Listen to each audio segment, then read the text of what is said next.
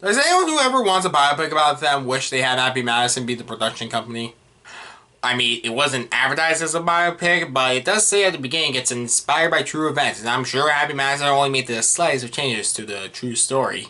Listen, I can enjoy a Happy Madison movie sometimes, but most of the time, which is mostly every single time, they suck. I love Adam Sandler, and some of his movies make me laugh, but his production company makes some of the worst comedies ever, such as one Wikipedia search later, Bucky Larson, Jack and Jill, The House Bunny, The Master of Disguise, The Hot Chick, and, well, the only two movies of 20 years they existed that received positive reception are Reign Over Me and Funny People, which I'm pretty sure are only produced by Happy Madison since Sandler starred in both of them.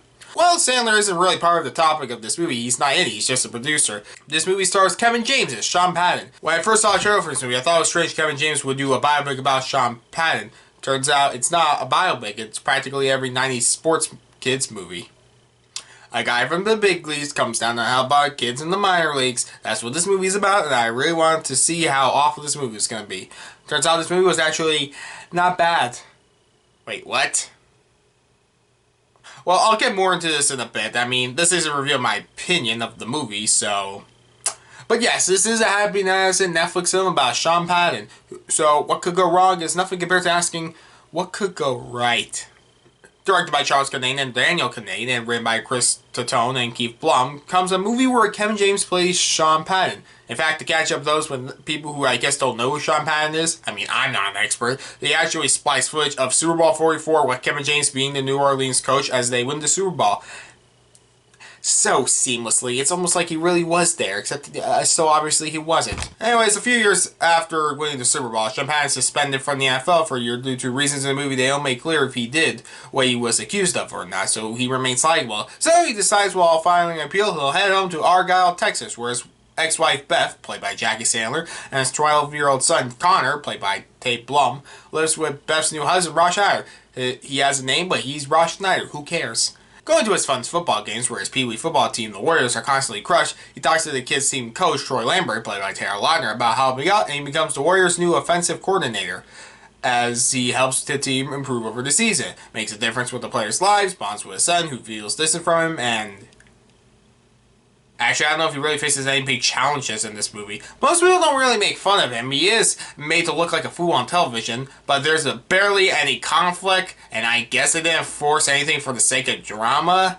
There is technically an antagonist with the football team's main rival's coach, played by a real former football player turned actor, Isaiah Mustafa, but he's more than just a rival coach than a straight bad guy. With all that said, what did I think about the movie? It's fine. It's not as bad as other Happy Madison movies, but it's not great. I mean, for what it is, it's honestly hard to get mad at if you actually expect something great from it. This is exactly what you think it is, and that doesn't automatically make this bad. I always like to say a predictable or familiar story can work if done right. In fact, a similar movie, The Way Back, was also a bit predictable, but I remember enjoying it a lot when I saw it. This movie is not that. It's stupid, ugly, gross. What you expect a Happy Madison production would do with this premise. I mean, I have no idea how accurate this is to the true story of what happened, but the worst scenes in the movie was easily back-to-back, where the kicker of the team has a crush on a girl, and while trying to get her attention, he accidentally causes a fire. And yes, it was as cringy as it sounds. Then there's a scene where the football players eat some of Ross Schneider's weird homemade food. In this movie, he plays the stereotype of a hipster this time. So, guess where this joke goes? All the kids barf on the football field. Oh, I watched with extreme indifference. My mother was laughing like no tomorrow. You're so crazy. That is so funny. I knew my mom would like this kind of movie. She's definitely a Happy Madison fan, more than I am at least, and it kind of helps. If you're not into this kind of humor, having someone next to you who is, and when he or she laughs, you might laugh along since you're laughing on with someone instead of watching this by yourself, asking what you're doing with your time. As much as I feel like what I said was harsh but true, this movie wasn't actually that bad. It's predictable, gross, and stupid. So I understand why most people don't like this movie. But I actually thought it was kind of funny. Dumb jokes that got me to snicker, chuckle, or even laugh, and I was frustrated by that. But it is a comedy, and if it gets me to laugh, can I really hate it that much? It's doing its job. I mean, I didn't hate this movie. I had an alright time with it, but honestly, by the end of the film where I thought it was alright, the next day, which is when I'm writing this, which is actually when I'm filming this, I honestly don't remember what jokes I did laugh at. I remember laughing, but I don't remember what did I laugh at. I don't know if this makes it bad or not. It's really forgettable. And honestly, I remember the bad jokes more than the good jokes, even if there were more of the latter in this film. This movie is just that one year out the other. The story, which is based on true events, is still predictable, and I'll assume the scenes I talked about most likely didn't happen. I remember pretending there's a maybe, but I guess I can't say it's bad. Other movies I saw this month had problems where, at least by the end, I didn't regret watching it. I thought they were just okay, but I know I wouldn't call it good. Either it's alright or just okay, and this movie is alright enough to watch with the family.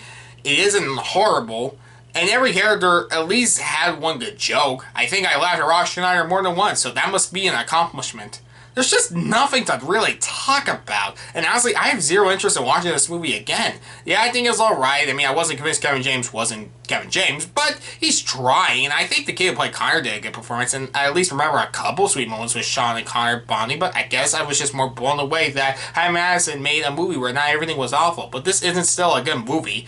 I thought The Royal Dream was alright and a bit forgettable, but I actually remember it more than I thought it would. More than this, anyways. And movies I thought were just okay, like The 355 or Hotel Transylvania 4 at the beginning of this month, are still better than this movie.